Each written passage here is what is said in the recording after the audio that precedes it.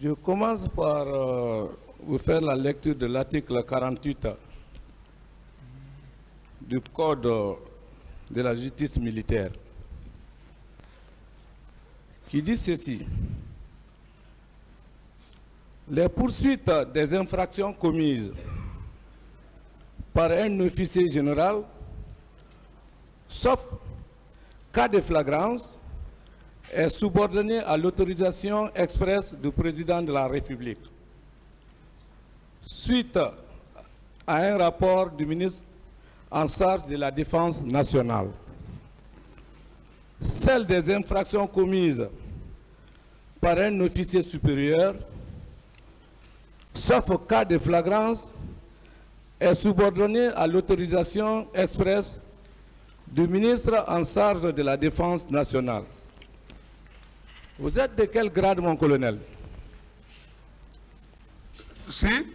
Votre grade, vous pouvez répéter à la cour au moment des faits. J'étais de grade de lieutenant-colonel. Donc, vous êtes un officier supérieur. Oui. En votre qualité d'officier supérieur, est-ce que votre poursuite a été subordonnée à l'autorisation, un acte express du ministre en charge de la Défense? On vous a brandi un acte parce que votre poursuite est préalablement subordonnée à l'acte du ministre en charge de la Défense, en votre qualité d'officier supérieur. C'est votre droit. Est-ce qu'on vous a montré un acte dans le dossier de la procédure?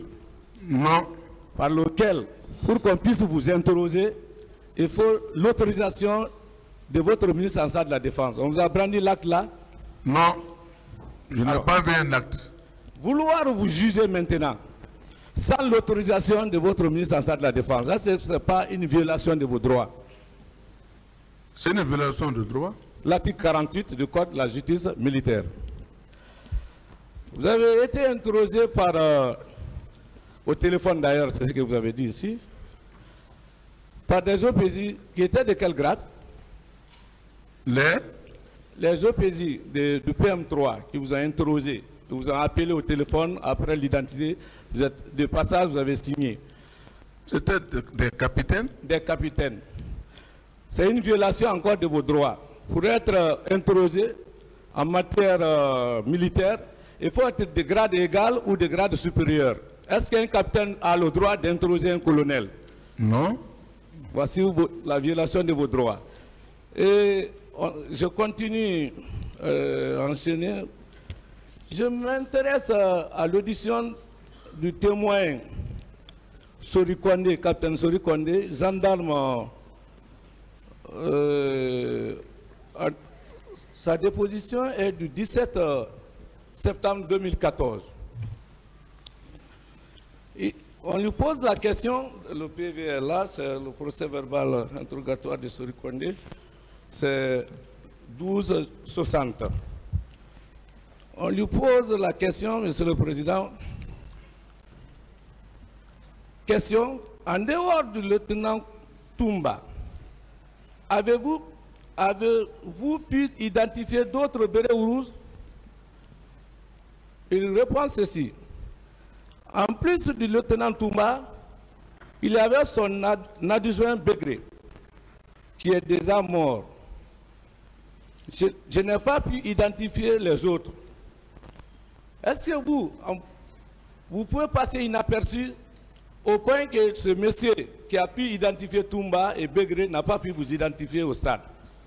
Vous, en tant que colonel Pivi, lui peut ignorer votre présence si vous étiez présent, oui ou non?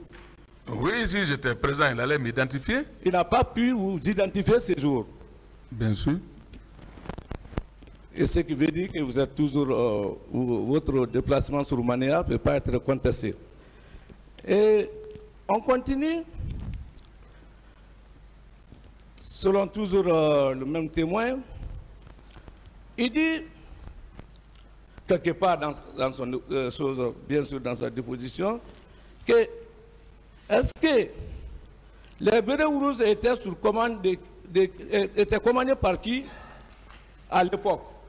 Sa réponse, il dit, il était commandé par le colonel Pivi, Claude Pivi. Est-ce que tous les bérets rouges du régiment étaient sous vos ordres? Non. Est-ce que ce n'est pas tout simplement parce que vous étiez ministre en charge de la sécurité présidentielle? Ce n'est pas à cause de ça, il dit que ceux qui sont censés être à la présidence relèvent de vos ordres. Justement, c'est ça peut-être qu'il a pensé. Pour être précis, est-ce que, comment dirais-je, le groupe de Toumba était sur vos ordres? Ceci, le groupe de commandants Toumba n'ont jamais été sous mes ordres. Ils sont là, ils connaissent. Dans ce cas, on ne peut pas vous accuser tout simplement. Vous êtes ministre de la sécurité présidentielle pour dire quand les bérets rouges ont effectué le déplacement. Est-ce que vous avez autorisé le groupe de Toumba à se rendre au stade? Non. Vous avez posé un acte en ce sens? Si. Vous avez posé un acte les autorisant à se rendre au stade? Jamais. En partant, ils vous ont demandé l'autorisation? Je me suis vu avec personne. Ils vous ont sollicité, mon patron, monsieur le ministre, mon colonel, je veux aller au stade. Ils ont sollicité pour se déplacer d'abord, la position. Pour se déplacer, il faut votre... S'ils étaient sur vos ordres, il faut votre autorisation. On a sollicité votre autorisation pour se rendre là-bas? Non. Quiconque? Personne. Alors, ceux qui ont été vont assumer, ça ne passe pas par vous, oui ou non? Ce que j'ai bien dit, j'ai dit, tous ceux qui ont été là-bas, ils sont responsables de leurs actes. Et sur votre propre déposition, vous avez dit quelque part, est-ce que vous vous êtes intéressé à ce groupe des militaires qui vous ont rapporté l'événement en tant que ministre? Vous avez répondu dans votre PV. Les militaires ont cité ce groupe, lieutenant Toumba, Marcel Guilabogui, son adjoint, et colonel Kegoro et ses hommes qui sont allés en intervention au stade. Je précise que tous ces militaires relèvent de la garde rapprochée du président. Et je répète que Toumba est le commandant de l'unité et Marcel est son adjoint. Mon colonel, est-ce que, à part les déclarations, vous avez un acte qui certifie que Marcel était l'adjoint de Toumba?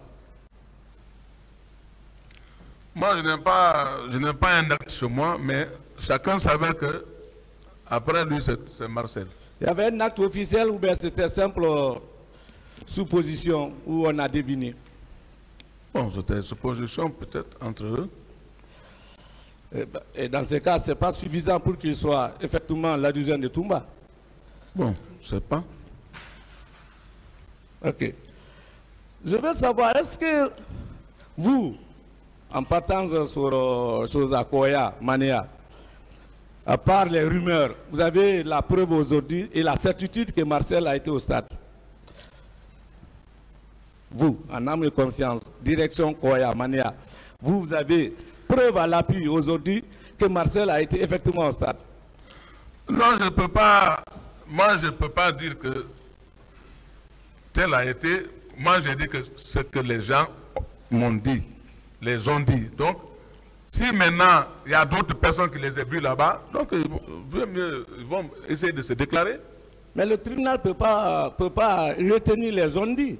On veut, c'est un droit de certitude, le droit pénal.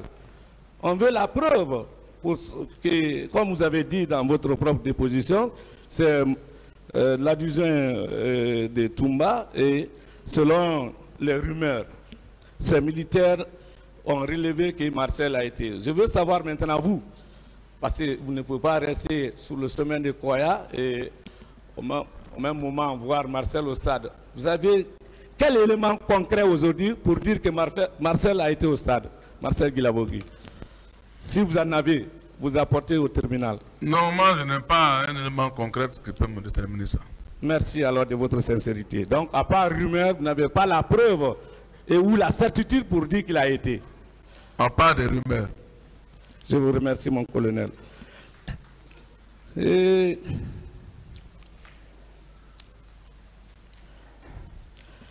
Est-ce que vous avez été informé de l'accident de Marcel courant 21 septembre 2009? Vous avez entendu peut-être que Marcel a été victime d'accident? J'étais au courant, j'ai été informé qu'il a fait un accident. Ok. Est-ce qu'il a été avec vous en mission, votre déplacement de l'AB? Bon, je n'ai pas fait attention à ça. Mais s'il partait, vous allez quand même l'identifier. Justement. L'accident était grave? Bon, moi j'ai dit que j'ai été informé seulement, mais je n'ai même pas été le saluer, ni savoir si c'était grave ou non grave. Ok. Donc, s'il a dit qu'il a été victime d'accident, c'est pas une rumeur ça, ça c'est avéré. Il a été effectivement victime d'accident, mon colonel? Ce que moi, on m'a dit qu'il avait fait l'accident. Ok. Marcel, ici, est poursuivi pour au moins 6 infractions criminelles, dont assassinat et meurtre. Vous, à part les rumeurs du groupe, vous avez la certitude ou la preuve que Marcel a tué une seule personne devant vous par mon colonel? Il n'a jamais fait ça devant moi. Quand il fait ça devant moi, je le mets au jarret. Que Dieu vous bénisse. Et en ce qui concerne le cas des viols, la teneur de l'article 268 du Code pénal, est-ce que vous avez la certitude qu'il a violé une femme sous vos contrôles, ou vous êtes au courant ou devant vous? Je ne suis pas au courant de ça. Et au même moment, complicité de viol. Il a organisé le viol sur les femmes?